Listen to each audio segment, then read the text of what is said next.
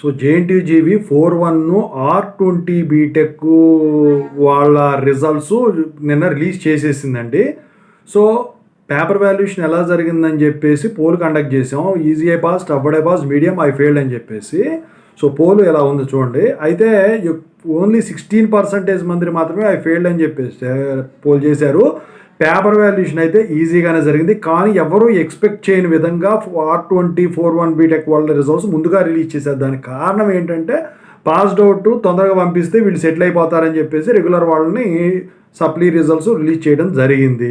ఇక R19 R16 వాళ్ళది ఉంది. ఆ తర్వాత 2-2 3-1 3-2 4-1 4-2 రిజల్ట్స్ పెండింగ్లో ఉన్నాయి. మరి ఇవి ఎప్పుడు రిలీజ్ అవుతాయి?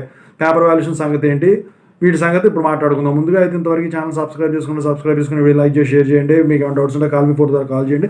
తెలుగు ఇంజనీరింగ్ టెలిగ్రామ్ ఛానల్లో జాయిన్ అవ్వండి. ఇక టాపిక్లో వెళ్తే ఏంట్రా అంటే పేపర్ వాల్యుయేషన్ అయితే జరుగుతూ ఉందండి. ఇవన్నీ కూడా ఎగ్జామ్స్ అయిపోయినాయండి. 4-1 R19 R16 కూడా ఇంకొక 1 వీక్లో వచ్చేస్తాయండి.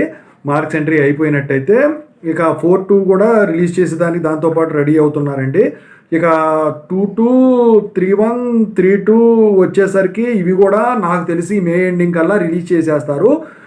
ఖచ్చితంగా అయితే పెండింగ్ ఉంచరండి. ఎందుకంటే ఇప్పుడు మీకు తెలుసు బయట పరిస్థితులు బాగాలేదు, ఎప్పుడేం జరుగుతుందో తెలియదు. మళ్ళీ ఈ రీవాల్యుయేషన్లు ఛాలెంజ్ వాల్యుయేషన్లు ఇవన్నీ ఉంటాయి కాబట్టి రిజల్ట్స్ రిలీజ్ చేయాల్సిన పరిస్థితి. మరి పేపర్ వాల్యుయేషన్ ఎలా జరుగుతుంది? పేపర్ వాల్యుయేషన్ వచ్చేసరికి సెకండ్ ఇయర్ది ఎప్పుడు కూడా టఫ్గానే జరుగుతుంది, థర్డ్ ఇయర్ ఈజీగా జరుగుతుంది, ఫోర్త్ ఇయర్ ఇప్పుడు ఎట్లాగే ఈజీగానే జరిగింది. 4-2 మాత్రం కొంచెం కష్టమేనే అనుకోవాలన్నమాట.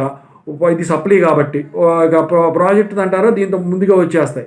సో ఓవరాల్గా చూసుకుంటే పేపర్ వాల్యుయేషన్లు అన్నీ కూడా శరవేగంగా జరుగుతున్నాయి. జేఎన్టీయూజీవి రిజల్ట్స్ త్వరగానే రిలీజ్ అయిపోతాయి. మీరు ఎప్పుడైనా కానీ స్క్రీన్ షాట్లు తీసుకొని రెడీగా ఉండండి. మీకు ఏమైనా డౌట్స్ ఉంటే కాల్ మీ 4 ద్వారా కాల్ చేయండి.